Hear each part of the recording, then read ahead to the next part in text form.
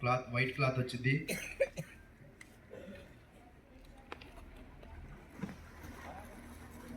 ఇది white cloth మన దగ్గరికి వచ్చేటప్పటికి మన దగ్గరికి వచ్చిన తర్వాత ఈ కలర్ క్లాత్లోకి వచ్చింది. ఈ కలర్ రావడానికి ముందుగా మనం కాటన్, ఇది కూర,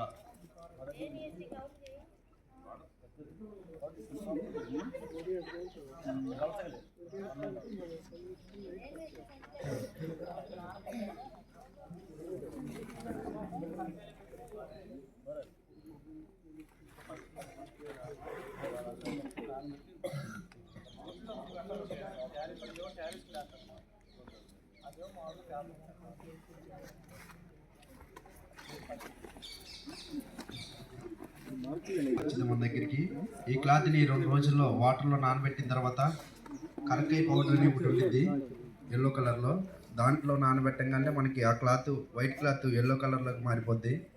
తర్వాత దీనిపైన మనం ప్రింటింగ్ చేస్తాం అన్నమాట.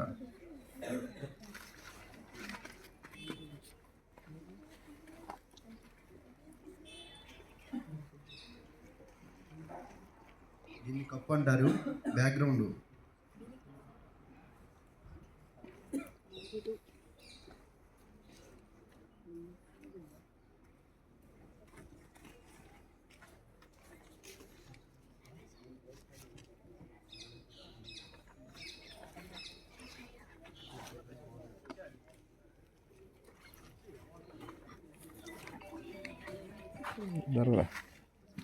జరగా గ్యాప్ ఇవ్వమని చెప్పినా కదా.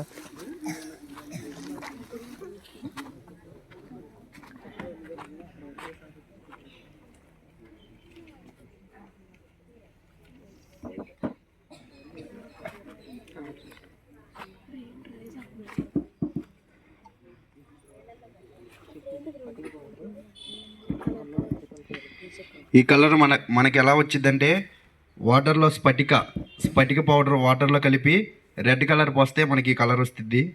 నెక్స్ట్ తర్వాత మన దగ్గర బ్లాక్ కూడా ఉంది. ఆ బ్లాక్ ఎలా వచ్చిందంటే ఐరన్ ద్వారా ఆ బ్లాక్ కలర్ అనేది వచ్చింది. మనకి వాటర్లో ఐరన్ నానబెడితే ఐరన్ని 10 days వాటర్లో ఉంచితే మనకి బ్లాక్ కలర్ అనేది వచ్చింది.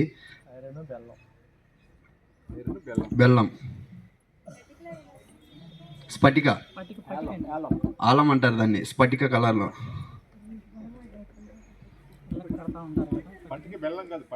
పటిక ఇంటికి కడతారు చూడండి. పటిక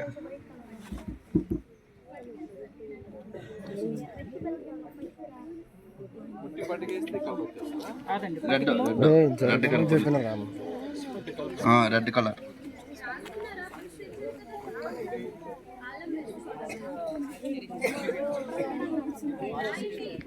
అది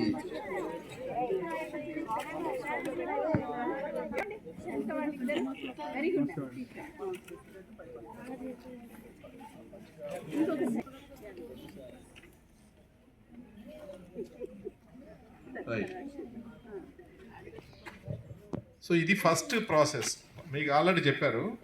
ఆ క్లాత్ని మనకు కాటన్ది పట్టుకొస్తున్నారు, కోరా క్లాత్ అంటాము. ఇది కొంచెం లైట్ కలర్లో ఉంది, రైట్. దీన్ని కరక్కాయ సొల్యూషన్లో కరిగించినటువంటి ఆ లిక్విడ్లో పెడితే ఈ కలర్ వస్తుంది. కొంచెం డార్క్ కలర్ వచ్చింది చూడండి. ఇది లైట్ కలర్ ఉంది, అది కొంచెం డార్క్ కలర్ వచ్చింది. సో ఈ తర్వాతగా దాని మీద ఈ ప్రింటింగ్ స్టార్ట్ చేస్తారు. సో ఫస్ట్ ఒక అడుగు బేస్ ప్రింట్ అనమాట. అది ఆ రెడ్ కలర్ కనిపిస్తుంది కదా, అది టెంపరీ కలర్ మాత్రమే. వాస్తవంగా అది పటిక కలిపేసి అక్కడ పెట్టేస్తారు. దానిలో కొంచెం ఒక టాపింగ్ పౌడర్ అని ఉంటుంది రెడ్ కలర్ది, అది కలుపుతారు. ఎందుకు కలుపుతారంటే అది మనకు ఇప్పుడు ఈ బ్లాక్ వేసేటప్పుడు కరెక్ట్గా డిజైన్ ఒకదాని మీద ఓవర్ ల్యాప్ కాకుండా ఒట్టి పటికంటే నీళ్ళలాగా ఉంటుంది కదా, కనపడదు. నీళ్ళతో ప్రింట్ వేస్తే ఎలా కనిపిస్తుంది? అందుకని అది కనిపించాలంటే ఏదో కలర్ ఉండాలి. టాపింగ్ పౌడర్ కలిపితే ఆ కలర్ వస్తుంది, రెడ్ కలర్. సో ఇది ఆ టాపింగ్ పౌడర్తో కలిపిన పటికి నీళ్ళ వల్ల వచ్చిన ప్రింట్ ఇది. నెక్స్ట్ ఏం చేస్తారు, దీన్ని దీన్ని తీసుకెళ్ళి కెనాల్ వాటర్లో వాష్ చేస్తారు. అప్పుడు ఈ కలర్ మొత్తం పోతుంది, ఏముండదు. మరి డిజైన్ లోపల పట్టిక ఉంది కదా, పట్టిక అట్లానే పట్టకు పట్టుకొని ఉంటుంది. అంటే ఈ డిజైన్లో ఉన్న పట్టిక అలానే ఉంటుంది, కానీ ఆ కలర్ మాత్రమే పోతుంది. ఈసారి నెక్స్ట్ స్టెప్లో ఆల్దిన్ పౌడర్ ఉంది కదా, ఇందాక చెప్పాను, చెట్టు బ్రెడర్ని తీసుకుంటాను. దాని నుండి ఆ పౌడర్ని బాయిలింగ్ వాటర్లో కలిపేసి బాగా వాటర్ బాయిల్ అవుతున్నప్పుడు తీసుకెళ్ళి దానిలో పెడతారు. అప్పుడు ఆల్దిన్ పౌడర్లో ఉన్న ఆ ట్యానిన్, న్యాచురల్ ట్యానిన్ అంటారు దాన్ని ఇంగ్లీష్, మన బయాలజీ లాంగ్వేజ్లో. ఆ ట్యానిన్ పటిక్క పట్టుకుంటుంది, కరెక్ట్గా వెళ్ళి ఆ పటిక్క పట్టుకుంటుంది. అది అక్కడ చూడండి రెడ్ టెంట్ కనిపిస్తుంది. అది మీకు అర్థమైందా ప్రాసెస్? అది ఆ వెనక బ్యాక్గ్రౌండ్ రెడ్ అని చూడండి, ఆ కలర్ వస్తుంది. రైట్, అది పట్టుకోండి, అది పోదు, వాష్ చేసినా పోదు ఇక. బట్ ఇది మాత్రం పోతుంది. ఈ రెడ్ ఎందుకు వాడాం? ప్రింట్ వేసేటప్పుడు మనకు కనిపించడం కోసం వాడింది. ఆ రెడ్ని పట్టుకున్నది లోపల ఉన్నది ఎవరు? పట్టిక. ఓకే, ఆ పట్టికని పట్టుకున్న కలర్ ఎవరు? అది కూడా దీని పన్నా ఎంత ఉందో, ఈ లెంత్ ఎంత ఉందో, రెడ్ ఎంత ఉందో దాని ప్రకారం చేసుకుంటారు. ఇప్పుడు ఇదేంటి కరెక్ట్గా వేసుకుంటూ వస్తే సగం వచ్చింది అనుకోండి, బాగోదు కదా. కరెక్ట్గా అది ఎన్ని ఎంత పొడవు ఉందో దానికి తగ్గట్టుగానే మెజర్మెంట్స్ పెట్టుకుంటారు. అది దాని తగ్గట్టుగా కరెక్ట్గా ఇదిగో ఈ లెంత్లో ఒక 10 ప్రింట్లు లేకపోతే 8 ప్రింట్లు అలా వచ్చేట్టు ప్లాన్ చేసుకుంటారు. అప్పుడు ఆ బ్లాక్ కలర్ లిక్విడ్ వచ్చేస్తుంది. సో ఐరన్ కూడా న్యాచురల్ ఏముంది కదా, బెల్లం కూడా న్యాచురల్. సో ఐరన్ బెల్లం కలిస్తే 21 రోజులు పెడితే ఇలా బ్లాక్ కలర్ వస్తున్న విషయం మనం కొత్తగా తెలుసుకుంటాం కదా. మీరు కూడా ఏదైనా ఐరన్ మొక్కలు బెల్లం కలిపేసేసి ఇలా పెట్టి చూడండి, వస్తుందేమో, ట్రై చేయండి.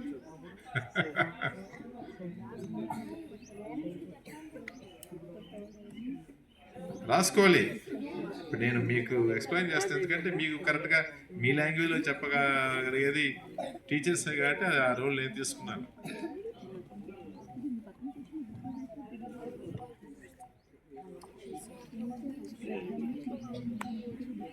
ఇప్పుడు ఈ ప్రాసెస్ వాళ్ళు పెద్ద టేబుల్స్ అన్నీ రెడీ ఉంటే టపా టపా టపా టపా వేసుకుని వెళ్ళిపోతారు. ఇంత స్లో ఉండదు అక్కడ. ఇక్కడ మీకు అర్థమయ్యేది చెప్పడం కోసం వాళ్ళు జాగ్రత్త వేస్తున్నారు. ఆ ఎక్స్పీరియన్స్ మీద అలా కొట్టేసి టప్ టప్ టప్ టప్ టప్ చేస్తూ వెళ్ళిపోతారు.